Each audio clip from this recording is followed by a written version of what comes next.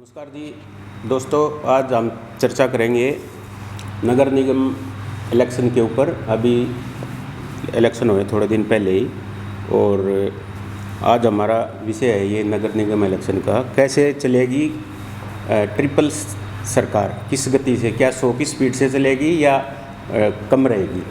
और अपने साथ मेहमान हैं,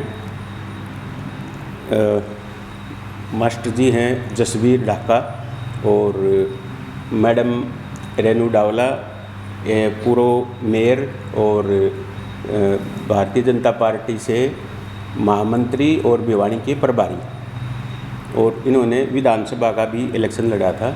और मैडम हैं निर्मला, ये भी कांग्रेस से मुहिम से प्रत्याशी की टिकट से बिल्कुल नज़दीक से पीछे हटी है, एंड टाइम पे कट हो गई। ये तो मुहिम से इलेक्शन लड़ने वाली मैडम रेनू डावला से मेरा सवाल है कि आप बताइए, जो अपना निगम का इलेक्शन हुआ है कि किस गति से चलेगी सरकार। निगम पे कुछ सवाल उठा रहे हैं विपक्ष। तो जी, आपके चैनल के माध्यम से जितने भी लोग इस वीडियो को देख पा रहे हैं सभी को नमस्कार करती हूँ। और जैसा कि पहला आपका सवाल था कि अभी रिसेंटली कॉरपोरेशन इलेक्शन हुए हैं हरियाणा में, 10 कॉरपोरेशन के इलेक्शन थे। और निस्संदेह इस बात में जो आपने पूछा है कि ट्रिपल इंजन की जो सरकार है वो कैसे चलेगी, तो ये तो सबको पता होता है कि जब सेंटर में सरकार होती है, वही सरकार स्टेट में होती है, तो काम करने की गति तेज़ हो जाती है और आसानी रहती है काम करवाने में प्रदेश में। और उसके साथ तीसरा इंजन जो हमारी शहरों की सरकारें होती हैं, अगर उसमें भी उसी सरकार के व्यक्ति चुने जाते हैं, वही चेयरमैन और मेयर बनते हैं, तो निस्संदेह ही उसकी 3 गुना गति हो जाती है उन कामों की। क्योंकि फिर बीच में कोई माध्यम नहीं रहता। जो योजनाएं जो लोगों के लिए लोगों की सुविधाओं के लिए जो केंद्र सरकार का मन होता है, राज्य सरकार का मन होता है, उसका यूं का यूं धरातल पर उतारने में कोई ज़्यादा फिर तकलीफ़ें होती नहीं है।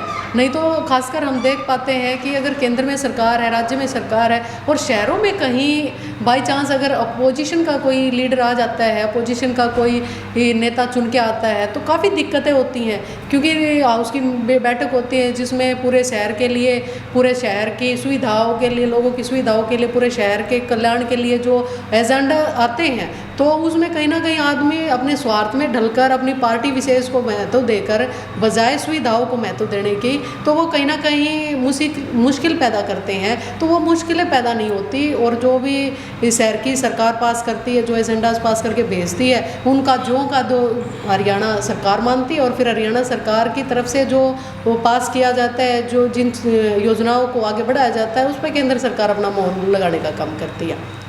मैडम, जो लोग बोलते हैं कि बैलेट पेपर का इलेक्शन होना चाहिए, तो उस पर क्या मानते हो आप? कितना देखिए ढाका जी, ये तो एक इलेक्शन का नहीं, ये तो हर बार इलेक्शन का एक है। अब तो बल्कि लोगों को मजाकिया लगती है ये बातें जब कहते हैं कि ईवीएम में कोई दिक्कत है। आप ये देखिए, अगर ईवीएम में दिक्कत हो तो फिर इलेक्शन की इतनी भाग दौड़ की, इतनी मेहनत करने की आवश्यकता ही ना हो, फिर तो सीधा सा ईवीएम से ही हम इलेक्शन जीत जाए। अब अभी का मैं आपको उदाहरण देती हूँ, कॉरपोरेशन इलेक्शन में उसमें हमारे 9 मेयर जीते भारतीय जनता पार्टी के, तो 10वां भी हम जिता पाते, तो हम 10 के 10 ही जीत जाते। फिर वहाँ पे मानेसर में कोई अलग से ईवीएम थोड़ा रखी गई थी कि वहाँ से हमारा प्रत्याशी नहीं जीत पाया। ऐसे ही विधानसभा इलेक्शन है, हमारे 48 ही विधायक क्यों आए, हम तो और भी और ज़्यादा विधायकों को ला सकते थे। और मैं खुद बैठी हूँ, मैं जो थोड़े से मार्जिन से रह गई, मैं खुद भी मैं भी रिक्वेस्ट करके जीत पाती। तो ये तो एक मजाकिया सा विषय होता है कि ईवीएम में कोई दिक्कत है, ऐसा कुछ नहीं होता। और आप ये देख पाएंगे कि पूरे भारतवर्ष में जो 21 स्टेट हैं उसमें भारतीय जनता पार्टी का परचम लहरा रहा है, तो अदर स्टेट में हमारी सरकारें नहीं है, तो क्या वहाँ ईवीएम तो सेम ही है पूरे देश में और पूरे हरियाणा में। तो ये कोई इसका कोई मुझे नहीं लगता कोई ठोस प्रमाण ऐसा कुछ है। विपक्ष का सिर्फ एक ये बात कहने को कुछ बचा नहीं, तो सारा जो दोष होता है वो सारा ईवीएम पे ही मिट दिया जाता है। मैडम निर्मला, आप कि कांग्रेस की रोहतक में 2 सीट आई है निगम में, क्या वजह होगी, क्या कमी है, कैसे, क्या मतलब क्यों हो रही? देखिए मनोज जी, सबसे पहले तो सभी दर्शकों को मेरा नमस्कार। अब आपने पूछा 2 ही सीट आई, हमारी बहन ने जो सवाल अभी किया, सोचने का विषय है। ट्रिपल इंजन की सरकार, अभी बताया, अभी ऊपर सरकार है तो नीचे भी वही आनी चाहिए। इसका मतलब एक मंशा जाहिर होती है कि ये तो प्री प्लान योजना थी सरकार की, अभी हमने अपना मेयर लेके ही आना है।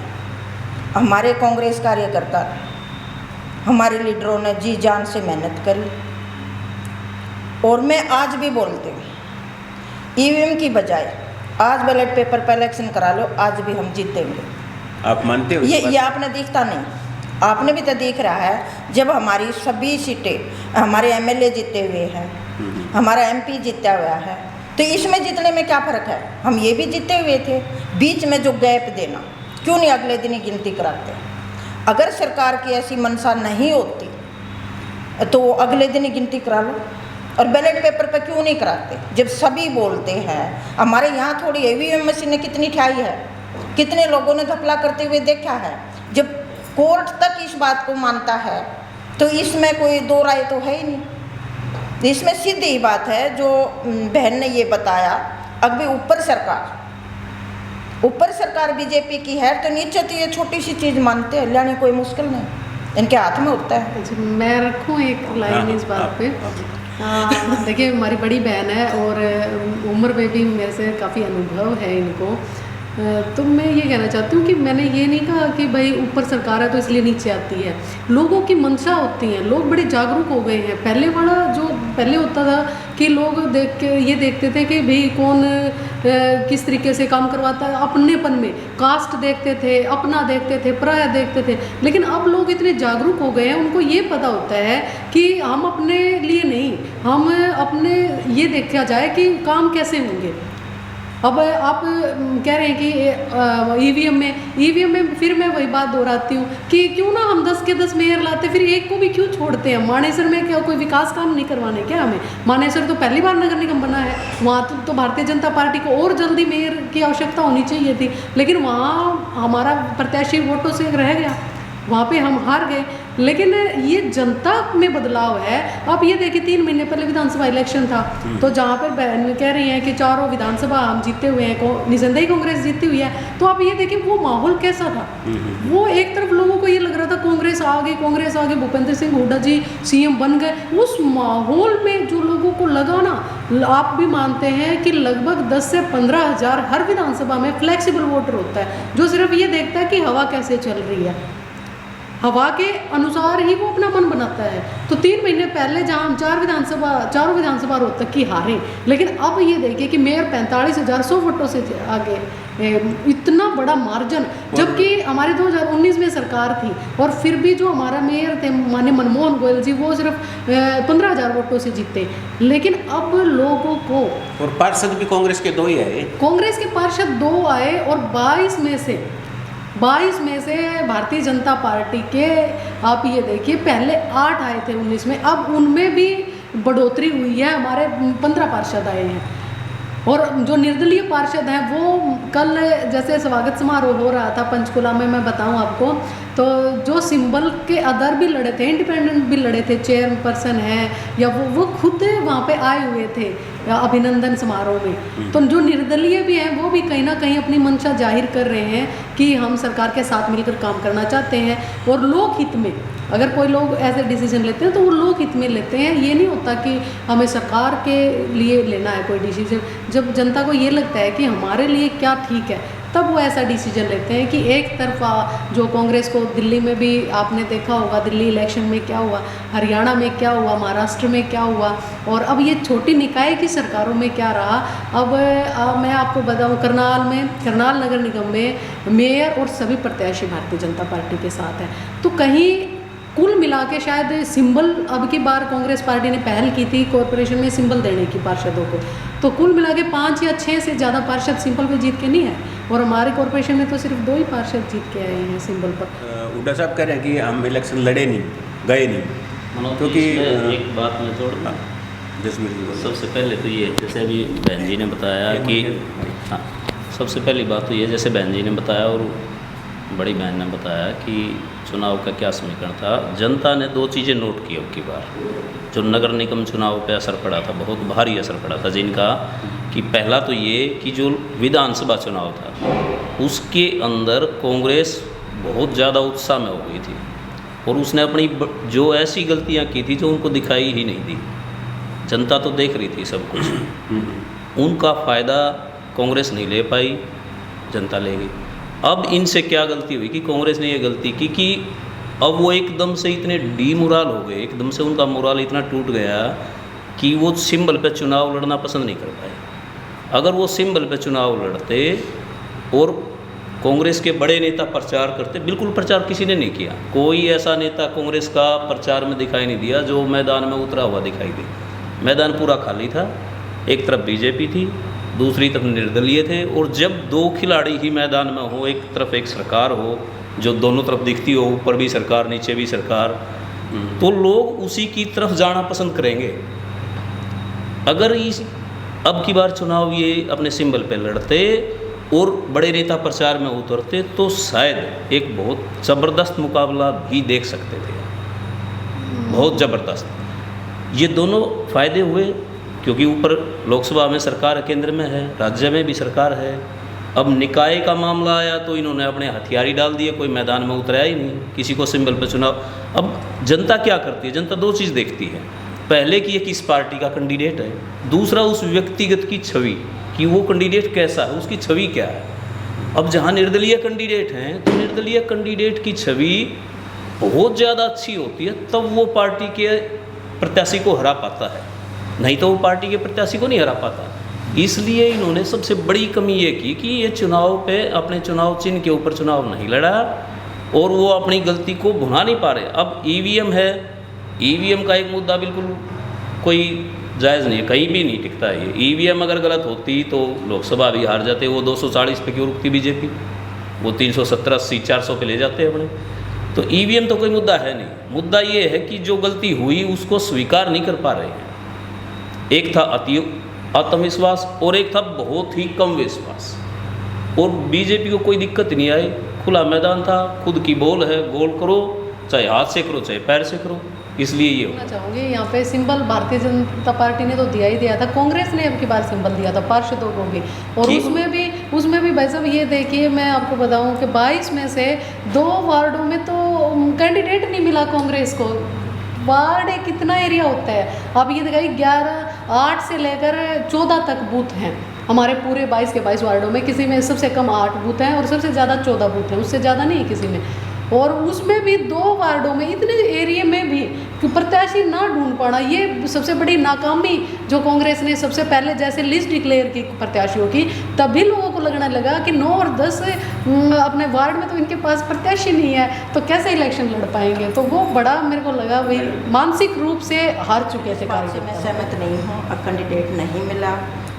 सबसे बड़ी बात हुई, इलेक्शन एक भाईचारे का इलेक्शन होता है, छोटा इलेक्शन था, और ये नहीं कि कांग्रेसी नहीं सहयोग कर रहे थे, कांग्रेसियों ने सहयोग करा, ऊपर नहीं तो नीचे के हिसाब से किया गया। और इसमें सीधी ही बात है, अगर इतना ही बढ़िया प्रभाव होता, अर्थात आप रोहतक शहर में पीछे भी तो बीजेपी का मेयर था, इस चीज़ से आप ये देखो, गली गली में जाकर देखो, रोड टूटे हुए हैं, गलियाँ टूटी हुई है, सीवर है वो ब्लॉकेज है। कोई भी बंदा अब मेरे साथ चलिए, गली गली में चलिए, अगर एक भी बंदा इस बात से सहमत हो अब भी हम बीजेपी से खुश हैं। मेरे को ये समझ नहीं आ रहा, अगर लोग कह रहे हैं कि हम बीजेपी से खुश नहीं हैं और फिर बीजेपी जीत रही है, इसमें क्या मानोगे आप? ये नहीं तो और क्या है, कोई ना कोई तो हेरा फेरी है, ये तो आप भी समझते हो। आपने पिछले इलेक्शन में देखा था, जब हमारे बीबी बत्रा जी इसमें जीतते थे, 5 बार गिनती थोड़ी नहीं होती। मैं तो ये कह रही हूँ कि बार बार गिनती करवाई जा रही थी, हम वहीं पर थे। अगर इसमें हेरा फेरी नहीं थी और तो बार बार क्यों गिनती करवा रहे थे? कुछ ना कुछ डाउट था ना, डाउट के ऊपर ये सारा कुछ है, इसमें ऐसी कोई बात नहीं है। अब भी कांग्रेस नहीं मान रही, कांग्रेस आज भी जीत रही है, मैं कांग्रेस को हारी हुई मानती ही नहीं मैडम। लेकिन कांग्रेस ने सिंबल पे इलेक्शन लड़ा है अगली बार, मेरे ख्याल में पहली बार लड़ा। और प्रचार के लिए क्यों नहीं उतरे बड़े लीडर आपके? एक दीपेंद्र हुड्डा जी हमारे प्रचार में उतरे, क्यों नहीं उतरे? दिल्ली यहाँ पर रहे, और इलेक्शन में मैं भी साथ, कोई बड़ा लीडर नहीं है। चौधरी भूपेंद्र सिंह हुड्डा 1-2 बार आए हैं, ऐसी बात नहीं आए, उनके पास और भी तो काम होते हैं, एक यही तो काम नहीं था। इलेक्शन में तो इलेक्शन का ही काम होगा। इलेक्शन में काम था, उनको इतना विश्वास था कि भी हमारे जो दूसरे जिस तरह दीपेंद्र हुड्डा जी यहाँ पर आए हुए थे, वो बिल्कुल दिन रात एक करे हुए थे।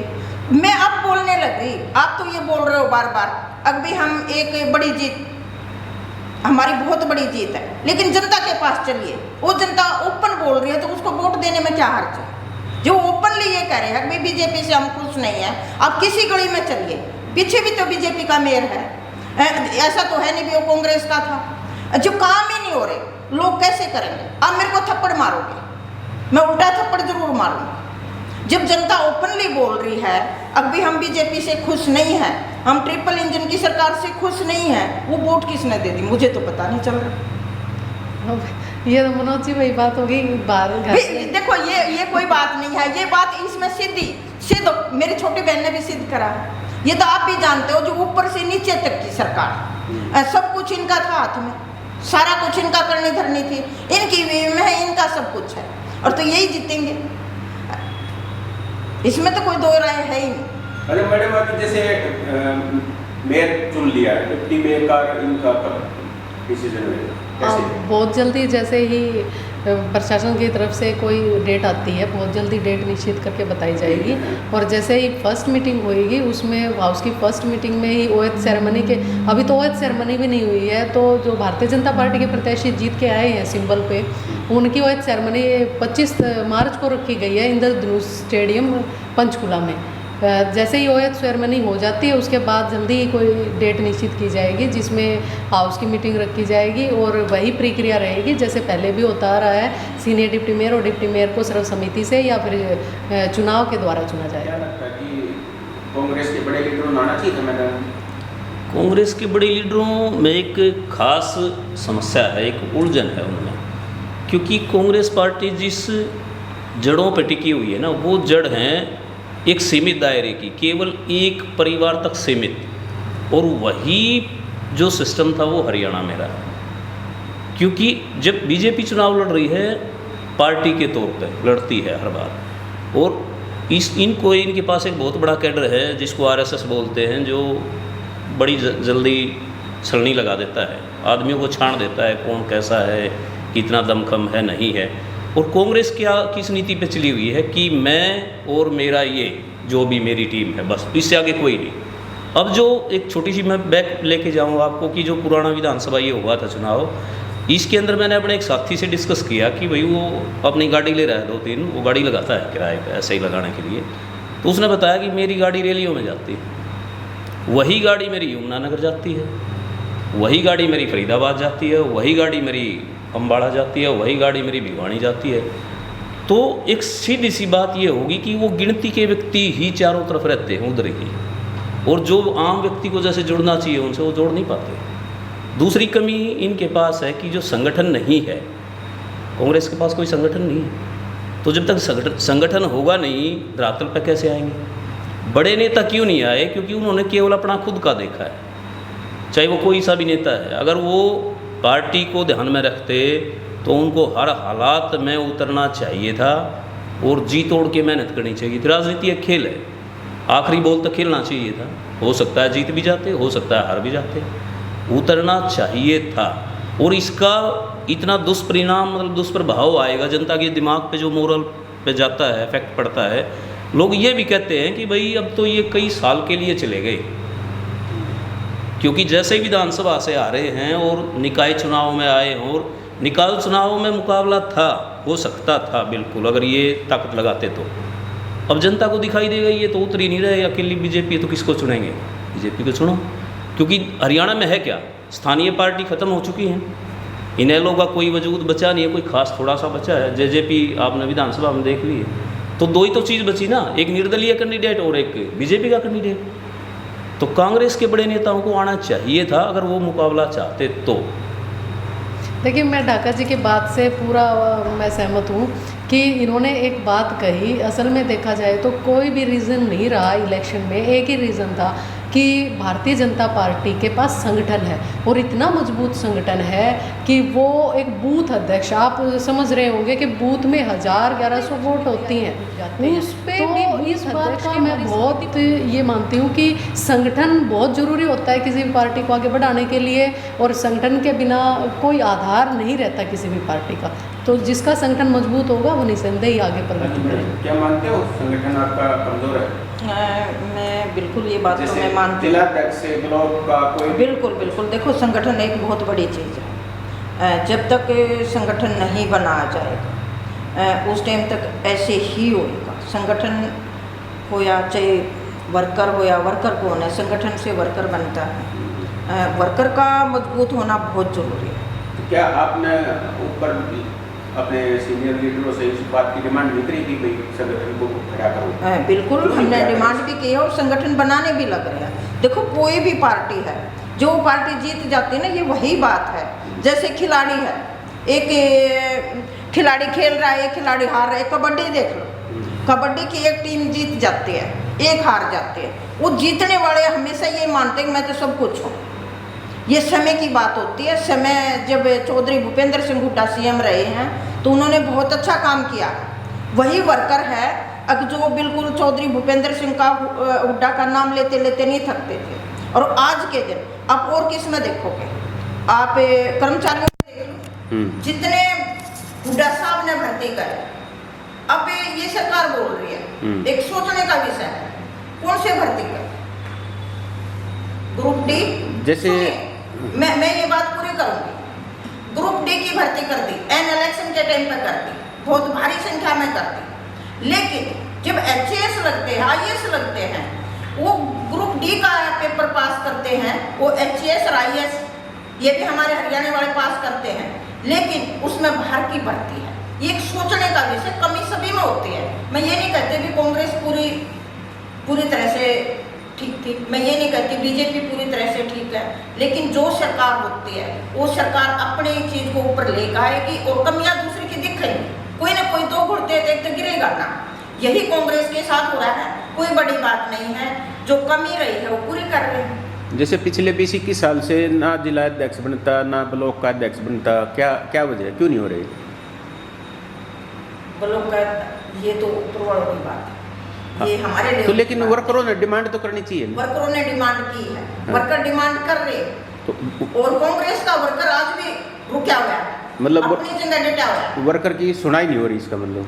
नहीं, मैं ऐसा भी नहीं कह सकती। हमने अपनी डिमांड भेजी है, वो ऊपर जो हमारे सीनियर लीडर है वो इस बात को देख रहे हैं। अब थोड़ी सी एक चर्चा कर ले कि ये भी है मनोज जी कि जैसे बहन जी ने बताया कि हमने डिमांड भी की है, जब तक कोई भी राजनीतिक दल मैं से हम पर नहीं आता है तब तक उसका संगठन काम नहीं करता। बीजेपी में आपने देखा, अगर किसी भी व्यक्ति को कोई जिम्मेवारी दे दी जाती है तो उसके विरोध में शायद ही कोई कभी बोले, नहीं तो कोई उस पर बोलता नहीं। उस फैसले को तुरंत मान लिया जाता है। तो कहीं ना कहीं ये लगता है कि वो फैसला जायज़ होगा या जायज़ था। अब उसी बात पर अगर उल्टा देखें तो अगर कांग्रेस में किसी को कोई जिम्मेवारी दी जाए तो सबसे पहले उसका विरोध बहुत ज़्यादा लोग करते हैं और वो कांग्रेस के ही लोग करते हैं। तो संगठन जो है क्यों नहीं बना, ये उसका मुख्य कारण है। क्योंकि संगठन बनाने के लिए सबसे पहले जो नेतृत्व है उसको ये देखना पड़ेगा कि मैं जिस व्यक्ति को जिम्मेवारी दे रहा हूँ क्या लोग उससे सहमत हैं या नहीं है। और ये कांग्रेस देख नहीं पा रही है। कांग्रेस देख रही है मैं और मेरा, जैसे मैंने आपको पहले बताया था कि मैं ही सब कुछ या मेरा फलाना ही या मेरा ये ही सब कुछ हो। तो जब तक एक योग्य उम्मीदवार निकालेंगे नहीं, लोगों को विश्वास नहीं होगा, संगठन रुकेगा नहीं। अब जैसे बहन जी ने चुनाव लड़ा, अभी आपने देखा, अगर इनका कोई राजनीतिक ज़्यादा प्रीमिक्स नहीं था पहले का, बीजेपी ने फटाक दही इनको चुना कि हाँ ये अच्छे हैं, चुनाव दे दिया, किसी ने बहिष्कार नहीं किया, किसी ने कोई आवाज़ भी नहीं उठाई। अगर उसी विषय पे आ जाए तो संगठन बनाने के लिए कांग्रेस को सबसे पहले जो आसपास की टीम है उसको पहले अलग करना पड़ेगा। यानी कि जैसे आप घोड़े के साइड में जो कानों में हम लगा देते हैं वो दूसरी चीज़ दिखने नहीं देता, तो वो भी लोग जो चारों तरफ घूमते रहते हैं वो उनको दिखने ही नहीं देते। कैंडिडेट या चाहे छोटा प्रत्याशी हो चाहे बड़ा प्रत्याशी, वो दिखने ही नहीं देते। इसलिए उनको बहुत गहनता से सोचना पड़ेगा और उस पर अमल करना पड़ेगा, नहीं तो आने वाले जैसे जनता बोलती है, लोग ये भी कह देते हैं कि जब इनसे एक विपक्ष का नेता नहीं चुना गया इतने दिन में, तो और 2-3 साल में तो चुनाव ही आ जाएगा आगे, तो फिर ये फिर कैसे काम, राज्य को कैसे संभालेंगे, कैसे काम चलेगा उसमें। तो लोगों के दिमाग पे असर बैठ जाता है धीरे धीरे, और जनता पे धीरे धीरे असर बैठ रहा है। उसी का परिणाम मिला था अब की बार निकाय चुनाव में लोगों कि ये जो विधानसभा में प्रतिपक्ष का नेता ना चुनना भी उसका एक बड़ा असर पड़ा। तो संगठन तो कांग्रेस को हर हालात में चाहिए अगर उनको राजनीति में रुकना है तो, नहीं तो कुछ समय बाद ऐसा भी आएगा कि एक थी कांग्रेस, ये भी हो सकता है, ये संभावना हो सकती है, इसमें कोई दो राय नहीं। मैडम जैसे 33% के लिए डिमांड करती है बीजेपी, कहती है कि हम महिलाओं के लिए 33% कोटा लेके आए, तो अब जैसे जिला अध्यक्ष भी बनाए हैं उसमें से 4 बने हैं, वो बनने चाहिए थे 9, तो क्यों नहीं? देखिए इसकी शुरुआत भी आप देखेंगे कि भारतीय जनता पार्टी ने इसकी शुरुआत की, और शुरू से ही जब से भारतीय जनता पार्टी हरियाणा में आई है तो उन्होंने हमारे हरियाणा को और भारतवर्ष में भारत के यशस्वी प्रधानमंत्री माननीय नरेंद्र मोदी जी ने एक वर्ड दिया, ज्ञान, GY है। तो ज्ञान मतलब ये नहीं कहा गया कि ज्ञान देंगे, बल्कि ये किया गया उनके लिए, महिलाओं के लिए, युवाओं के लिए, ये 4 प्रमुख कैटेगरी रखी गई पूरे देश में भी और सेम वही हरियाणा में भी। तो इन 4 कैटेगरियों पे मुख्य रूप से अब आप ये देखिए हरियाणा में कोई इंसान शायद इन 4 कैटेगरियों से अछूता रहा, कोई ना कोई किसी न किसी कैटेगरी में आ ही जाता है, या तो वो महिला है या युवा है या गरीब। रोहतक की बात कर लेते हैं, 22 पार्षदों में से 12 महिला प्रत्याशी उतारी गई सिंबल पे, और ऐसी महिलाएं भी मतलब आप देखने को मिलेंगी कि मैक्सिमम महिलाएं भारतीय जनता पार्टी के सिंबल पे जीत के आई हैं। और मैं कल आपको बता रही हूँ, कल अभिनंदन समारोह था, जो जितने चेयरमैन हैं उसमें भी 60% से ऊपर महिलाएं जीत कर आई हैं, जो हमने भारतीय जनता पार्टी ने जो सिंबल दिया था। और जो जिला अध्यक्षों की आप बात कह रहे हैं उसमें अगर 5 हमारे नए जिले बने हैं, वैसे तो आज भी संरचना में देखा जाए तो 22 जिले हैं, लेकिन संगठन की दृष्टि से 5 जो नए जिले बनाए गए हैं तो 27 जिले बनते हैं, और उसमें हमारी 4 महिला बहनों को जिम्मेवारी मिली है। जल्द ही इसको और बढ़ाया जाएगा। लेकिन जब हमारी मीटिंग हुई प्रदेश की तो उसमें बिल्कुल क्लियर ये कहा गया कि अब जिला अध्यक्ष बने हैं, जिला अध्यक्ष के नीचे जो टीम बनेगी, जो जिले में टीम बनेगी, मंडल में टीम बनेगी, बूथ में टीम बनेगी, शक्ति केंद्र वाइज जो टीम बनेगी, उसमें 33% से ज़्यादा महिलाओं को स्थान दिया जाएगा। जिले में निसंदेही हर जिले में हमारी 4 बहनें चुन के आएंगी, मंडल में निसंदेही हमारे 33% से ज़्यादा महिलाओं को आरक्षित किया गया है कि इतनी महिला आनी ही आनी चाहिए। और आप देख भी रहे होंगे कि जितना बदलाव इन 10 सालों में आपने देखा है कि महिलाएं किस स्तर से आगे बढ़ी हैं। हमारे तो बूथों पर लड़ाई महिलाएं लड़ती। मैडम जैसे मुख्य मुद्दा क्या समझते हो शहर का? शहर का मुख्य मुद्दा रोटी रोजी पानी, जो पानी सबसे बड़ा एक मुद्दा है। क्योंकि मैं इसे मैडम जैसे पिछली भी बार बीजेपी में थी और अब की बार भी, लेकिन शहर में आपने क्या लग रहा है कि क्या सुधार होना चाहिए, क्या लगेगा? मैं तो ये कहना चाहूँगी, पहले वाला रोहतक देखें, बहुत पहले जब चौटाला सरकार और कांग्रेस सरकार आई, चौधरी भूपेंद्र सिंह हुड्डा CM आए, और रोहतक देखिए, और उसके बाद हमारे 10 साल चले गए। वो 10 साल वाले रोहतक में एक भी नई चीज़ मुझे बता दो। शिवाई पुल, एक पुल तो मेरे को दिख रहा है, उसके अलावा नया क्या बना? कांग्रेस इसका बीजेपी का कार्यालय बना, कोई स्कूल तो नहीं बना, कोई हॉस्पिटल तो नहीं बना। कौन सी योजना बीजेपी सरकार ने दी है? ओपन में कुछ नहीं दिख रहा। अब भी महिला के ऊपर आ रहा था, महिला आरक्षण के ऊपर था, 33% आरक्षण का इलेक्शन से पहले। देखिए, मैंने ये नहीं तो कहा। यही एक विषय है। और कांग्रेस में हम ये क्यों भूल जाते हैं कि कांग्रेस किसी टाइम पे आज़ादी के बाद से लेकर आप ये देखा जाए कितना बड़ा इतिहास कांग्रेस का रहा है, तो उसमें आप शुरू से लेकर अंत तक देखिए बहुत सारे लीडर ऐसे हुए हैं, लेकिन सिर्फ कुछ व्यक्ति विशेष के लिए ही ऐसा पॉइंट आउट करके पूरी कांग्रेस पार्टी को समेट देना, ये भी बात आप महसूस करते होंगे। और भाई साहब ने बिल्कुल निष्पक्ष शब्दों में एक बात बहुत अच्छी कही है कि जब तक मैं से हम पर नहीं आएंगे, जब तक हम किसी पे विश्वास नहीं करेंगे, जब तक हम किसी को काम सौंपकर उसको उस काम को करने के लिए नहीं कहेंगे, जब तक आप कैसे आप प्रत्याशियों को सिंबल देकर अकेला छोड़ देना, उनके हाल पे छोड़ देना। और फिर मैं किसी का नाम नहीं लेना चाहूँगी, लेकिन आपने सुना भी होगा, बहुत वीडियो वायरल हुई थी कि ये तो बहुत छोटे इलेक्शन है या इस तरीके का। अब हमारे मुख्यमंत्री जी नायब सैनी जी को देखिए, एक चेयरमैन, एक पालिका का चेयरमैन कितनी वोटों पे होता है भाई साहब, उसमें भी 2-2 3-3 सभाएं या रैलियां करने का जो काम, मतलब मेहनत, हम मेहनत पे विश्वास रखते हैं, हम किसी के फेस वैल्यू पे या ऐसे विश्वास नहीं रखते ऐसे ही सब कुछ हो जाएगा। हम अपनी मेहनत पे विश्वास रखते हैं और अपनी मेहनत देश का यशस्वी प्रधानमंत्री नरेंद्र मोदी जी करते हैं, वही मेहनत हरियाणा के मुख्यमंत्री जी करते हैं और वही मेहनत हमारे बूथ स्तर का एक बूथ अध्यक्ष का कार्यकर्ता करता है। और इससे ज़्यादा हम क्या कहें, हम तो बूथ पे भी हमारे 15-15 16 तो पन्ना प्रमुख बने हुए हैं, जिस पे टोटल 30 वोट होती हैं। 30 वोटों पे एक व्यक्ति है हमारा जो 24 में से 6 या 8 घंटे तो भारतीय जनता पार्टी के संगठन के लिए लगा। मेयर की जो टिकट की जो बात थी तो उसमें आपका नाम भी काफ़ी मतलब हाईलाइट था कि मैडम इलेक्शन लड़ेगी, क्या आपको टिकट नहीं मिली या क्या, कैसे क्या गड़बड़ हुई, क्यों नहीं मिली? देखिए, भारतीय जनता पार्टी का संगठन मैंने बताया आपको, बूथ से लेकर पन्ना प्रमुख से लेकर और राष्ट्रीय स्तर तक विश्वास रखते हैं। हमें इस प्रणाली पे हमें विश्वास होता है कि भाई जो शीर्ष नेतृत्व या जो एक बूथ अध्यक्ष का कार्यकर्ता भी जो बात कहेगा ना, उसका भी महत्व रखा जाता है। अब पहले पूछा जाता है, हमारे पहले बूथ की मीटिंगें होती हैं, फिर शक्ति केंद्र की मीटिंगें होएगी, फिर मंडल की मीटिंग होएगी, फिर जिले की होएगी, फिर प्रदेश की होएगी, फिर राष्ट्रीय स्तर की मीटिंग होएगी। एक अध्यक्षीय प्रणाली के अंतर्गत जो अध्यक्ष होते हैं, मंडल अध्यक्ष, बूथ अध्यक्ष, जिला अध्यक्ष, प्रदेश अध्यक्ष, राष्ट्रीय अध्यक्ष, वहाँ तक एक छोटे से छोटे फैसला लिया जाता है।